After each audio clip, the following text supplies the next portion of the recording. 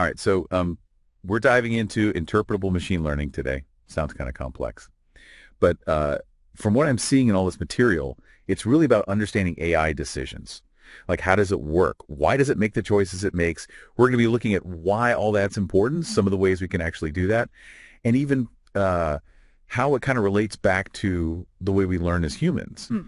Seem to be pretty fascinating. Yeah, it really is. There's so much talk about these black box models in AI where, we get an answer and it works, but we don't really see how it works. And so interpretable machine learning is all about trying to open up that black box. So it's not just enough for the AI to, spit out an answer. We need more. We need the why. Exactly, exactly. Think of it like this. You go to a doctor and they say, you need surgery. Wouldn't you want to know why before you go under the knife? For sure. Just knowing the outcome isn't enough. I need to know, like, what's the reasoning there? Exactly, and that's where interpretability and explainability come in. They're often used interchangeably, but there is a subtle difference. Interpretability is about understanding the model's overall workings, like its logic, its structure. Explainability, on the other hand, is about explaining a particular decision or prediction that it makes. Okay, so interpretability is like seeing the whole blueprint of how a car works. Yeah. And explainability is like explaining, why the car swerved to avoid that pothole. Yeah, that's a great analogy. And the importance of all this goes beyond just, curiosity. It's critical for trust, fairness, even safety when AI is making real-world decisions. Like imagine AI being used in healthcare, finance, or, self-driving cars. We need to be able to trust those decisions. It makes sense if you can understand why. You're more likely to trust it. But how do we actually go about explaining these models? They're complex, right? Right. That's where explainability methods come in.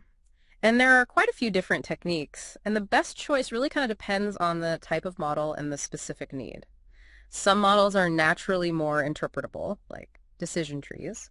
Because of their straightforward structure, you can actually visualize the path from input to output. Oh, right, like that animation we saw where the decision tree was learning from all that data. It's like watching the AI, I think. Exactly, exactly. But for more complex models like deep neural networks, we need to use different approaches.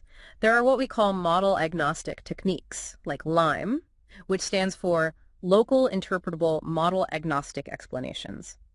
These help us understand the model's behavior around a specific prediction.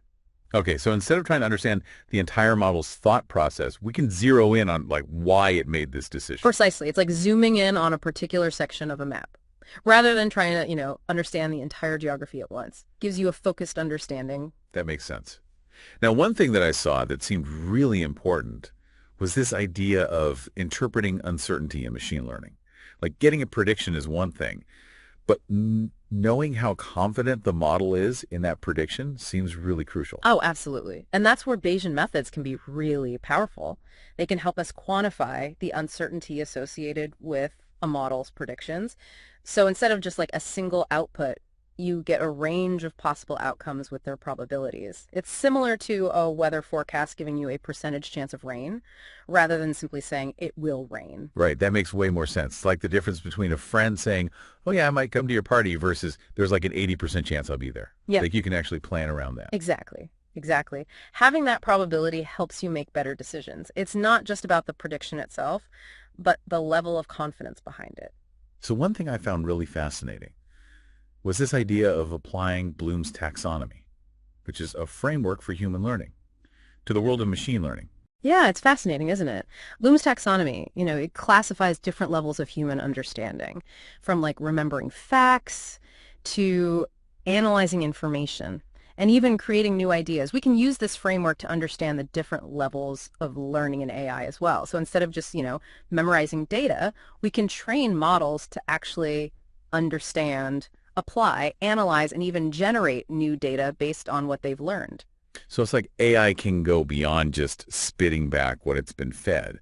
It can understand and use information creatively, just like we do. Precisely. It opens up all these exciting possibilities for the future of AI. It's like taking it from being a student who simply repeats back information to one who can engage with it critically and contribute something new. This is already so much to absorb. But I'm also seeing here that the kind of data that we feed these models plays a big role in their interpretability. Absolutely. This is where this concept of the data science hierarchy of needs comes in. Imagine a pyramid. At the base is data collection. If you start with bad data, inaccurate data, incomplete data, then everything built on top of that is going to be shaky. Garbage in, garbage out, as they say. Exactly. So once you have good quality data, we move up the pyramid to data processing and cleaning. This involves like handling missing values, dealing with inconsistencies, structuring the data properly, and then comes feature engineering, where we use domain expertise to create new features that can make the model more powerful and interpretable.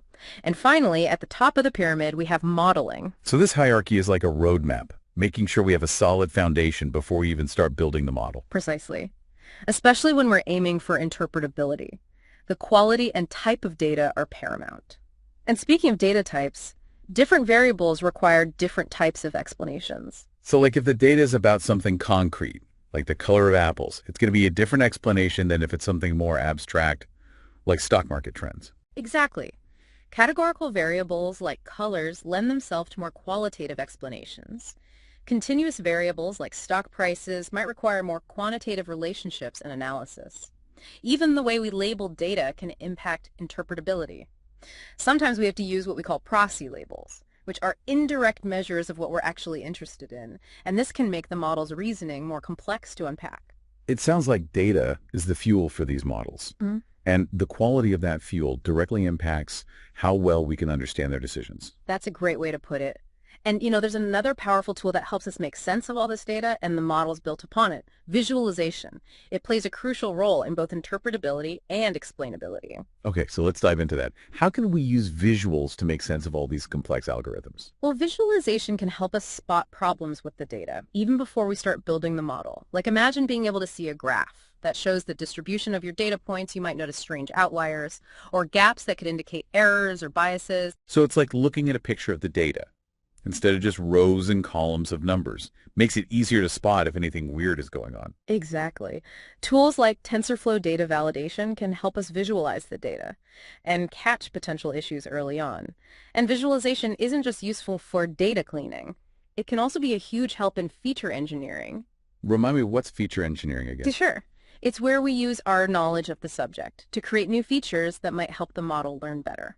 For example, if we're building a model to predict house prices, we might combine features like square footage and number of bedrooms to create a new feature called room size. Oh, okay. So it's about getting creative with the data to help the model make better connections. Precisely. And visualization tools like facets can help us explore the relationships between different features and see how they relate to the target variable, like house price in our example. This can spark ideas for creating new, more informative features. So instead of just crunching numbers blindly, we're using visuals to guide us towards smarter data manipulation. Exactly, and that's just the beginning. Visualization is also incredibly useful for understanding the model itself once it's been trained. Okay, so how do we use visuals to see what the model is thinking after it's learned from the data? Well, remember those decision tree diagrams we talked about? They're a great example of how visualization can help us understand a model's decision-making process. You can literally see the path the model takes from input to output. Right, like tracing the logic, step by step. But what about more complex models? Can we still use visuals for those? Absolutely. For more complex models, we have techniques like partial dependence plots. These plots show how the model's predictions change when we vary a specific feature. While holding all the other features constant, it helps us identify which features are most influential in the model's decision-making. So it's like isolating one ingredient in a recipe and seeing how changing the amount of that ingredient affects the final taste of the dish. That's a great way to think about it. It helps us isolate the impact of individual features. And then there's SHA, which stands for Shapley Additive Explanations. This method allows us to see how each feature contributes to a specific prediction. So instead of just saying this feature is important, SHAP tells us exactly how much each feature contributed to the model's decision in that particular case. Precisely. It's like getting an itemized bill that shows the cost of each ingredient in your meal. You see exactly how each component contributes to that final price. That's incredibly detailed. It sounds like visualization is just super powerful for understanding these models. It really is. And the field is constantly evolving. New and more sophisticated visualization tools are being developed all the time. One of the most exciting areas is interactive visualization. Ooh, interactive visualization. What makes that so special? Imagine being able to tweak the input parameters of a model and see how the predictions change in real time. It's like having a hands-on simulator for the AI model. So you can play around with different scenarios and see how the model responds. That sounds incredibly useful for understanding how it works. Exactly. Some tools even let you explore the model's decision boundaries, which helps you understand how it's dividing up the data space to make its decisions. So you can see the invisible lines the model draws to categorize things. Exactly. And this level of interactivity is just so powerful for building trust and understanding. It takes explainable AI to a whole new level. It sounds like interactive visualization is really bringing these models to life, making them more transparent and accessible. That's the goal. We want to move away from the idea of AI as a mysterious black box Yeah. and make it a tool that everyone can understand and use effectively. And sometimes the best way to achieve interpretability is to choose a model that's inherently transparent from the start. Right, like we talked about how decision trees are naturally interpretable. Right. Are there other models like that? Absolutely. Linear regression is a good example. It's a relatively simple model, but it's very powerful and easy to understand. You can directly see the coefficients assigned to each variable, which tell you the strength and direction of their relationship with the outcome. So with linear regression, you can see the exact weight the model gives to each factor, making it really clear how it's making decisions. Precisely. And even when we're working with more complex models, there are techniques to approximate them with simpler, more interpretable models. It's like creating a simplified version of the model that captures the essence of its decision-making process. So we're translating the AI's thinking into a language we humans can understand. That's a great way to put it. And it's important to remember that all of this, the interpretability, the explainability, the visualization, it's all ultimately about enhancing human understanding and trust in AI systems. It's not just about making models more transparent for the sake of transparency, but about making them more useful and reliable tools for us to use. Exactly. And that brings us back to one of the most fascinating aspects of this whole topic. The connection between how machines learn and how we as humans learn. Right. That idea of applying Bloom's taxonomy to machine learning was mind-blowing. It suggests there are parallels between the cognitive processes of humans and machines. What's fascinating is that this connection might be more than just a metaphor. By studying how machines learn, we might gain new insights into our own learning processes. It's like using AI as a mirror to reflect back on ourselves. That's a really cool concept. It's like we're learning about ourselves by studying our own creations. Exactly. And this leads to some really interesting possibilities. Imagine using interpretable machine learning models to study how students learn, to identify patterns in their learning process, and to personalize educational experiences. It would be like having a personalized AI tutor for every student, tailoring their learning path based on their individual strengths and weaknesses. Precisely.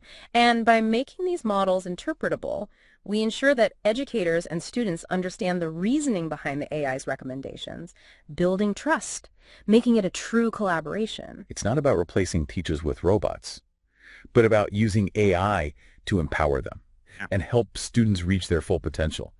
This is all so fascinating, but I have to admit it's a lot to take in. Is there anything else we should touch on before we wrap up our deep dive? Just one final thought. As we've seen, the field of interpretable machine learning is rapidly advancing, and we're constantly discovering new ways to understand and interact with these powerful systems.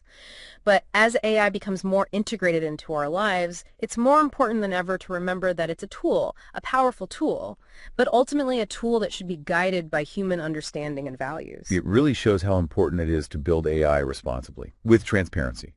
Making sure we understand it. Yeah. Moving away from that whole just trust us approach to AI, it's more like, hey, let's work together to understand how this works, making it a more collaborative tool. This deep dive has been amazing. We went from what seemed like a super complex topic to a much clearer understanding of how interpretable machine learning is changing the future of AI. I mean, we talked about the differences between interpretability and explainability. We looked at the methods and techniques. And we even touched on some pretty deep stuff about human learning. Right. And we saw how that data science hierarchy of needs thing helps make sure we're starting with good data, and how using visuals can be so powerful for both interpretability and explainability. It's really incredible how much progress is being made in this area. And yet that connection to Bloom's taxonomy. Who knew that a framework for how we learn could be so useful for understanding how machines learn? It really shows how AI can go beyond just copying us. Can actually do more. Yeah, for sure. It's about creating a future where AI and humans can work together and use their strengths to solve problems and come up with new things. So as we wrap things up here, I want to leave you with one last thought. We've talked about how to make AI more interpretable. But what if we could use these models to better understand ourselves? Like, could studying AI unlock secrets about how the human mind works? That's something to think about.